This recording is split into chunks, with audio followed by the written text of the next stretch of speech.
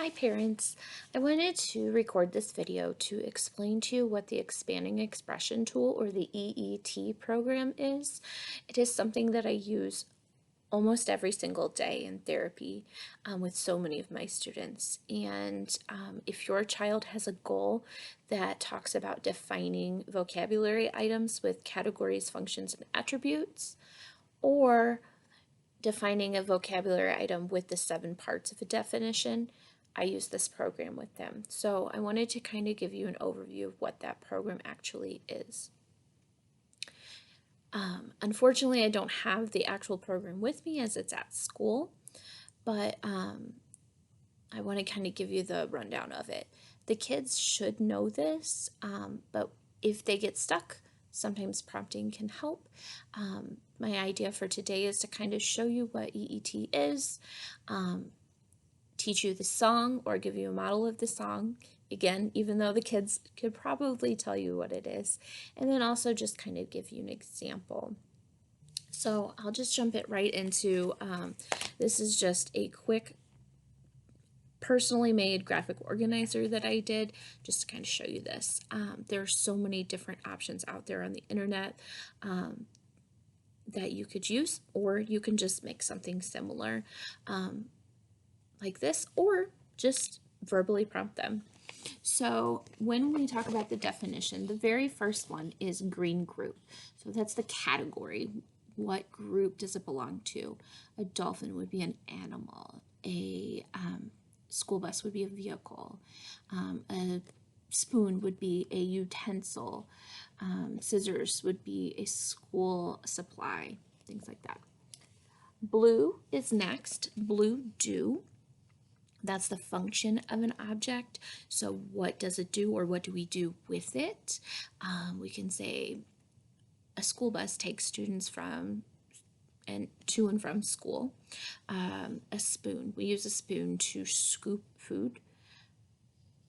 I always am careful with that one because they want to say we eat it. We don't eat a spoon, but we eat with a spoon. So that's why we talk about the actual specific function it does. It scoops.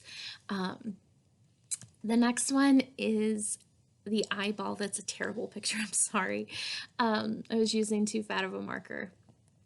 Anyway, the eyeball is what does it look like? So this is typically, we talk about the size, the shape, or the color of an item, and or all three. We can talk about it being big, small. We can talk about it being round or rectangular or square. We can talk about that it can be multiple colors. It can be only one color. It kind of just depends on the object, of course. The next one is that brown block, and it stands for what is it made out of. So is it metal? Is it plastic? Is it rubber? For humans and animals, is it made out of bones and blood? Things like that. The next one is pink parts. That list can grow very quickly, but typically I'm looking for just one. If they give me more, that's great, but our goal is to kind of hit one for each item, so we can give lots of details to describe. So an animal, a big one, would be a trunk. That's the famous one for that. Spoon has that handle. School bus has wheels. The next one, what else do I know? That's an interesting one. So this could be just an interesting fact, or just a piece of trivia. I'm going to animals, for example. There's 2 kinds. There's the Asian and the African elephant. For motorcycles, did you know some people wear helmets and some people don't wear helmets when they're wearing a motorcycle? Depends on where they are in the laws, right? Elephants, did you know they like to eat peanuts? There's all kinds of different things that you could say for that one. So that's kind of just the basic overview. Many of your students, or my students, your children, excuse me, have a goal where they are working on definitions. And when we do that, If it specifically says with a graphic organizer, I do provide something similar to this for them. When they are completing it, what I usually do is present something. This is again a poor example because my really good stuff is at home or at school, but this is just something I came up with quickly. I typically just give them a blank one and then I handwrite in the answers as they're talking through it for me. I don't want them focusing too much on their handwriting, as I know that can be taxing for so many of my students. So I'm more worried about their understanding and their expression. If that's something you want to work on along with their handwriting, if they have OT goals, go for it. I'm just trying to maximize that small amount of time that I have with each student in therapy. So I want to focus on the actual target. But in these circumstances, I know we're looking for extra ideas. So this, of course, you could have them write as well. Completely up to you.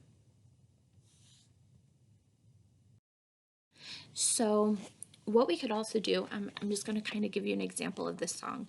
So if your student just likes to sing, I know there are several of my friends out there who love music, they can sing the song.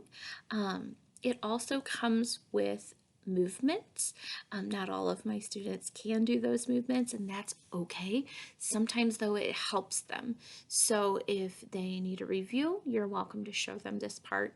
Please pardon my singing voice, it's not the best.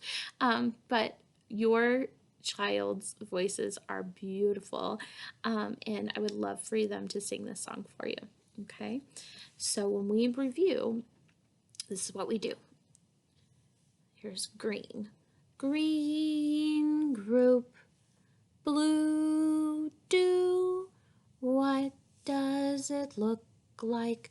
What is it made of? Pink parts, white, where?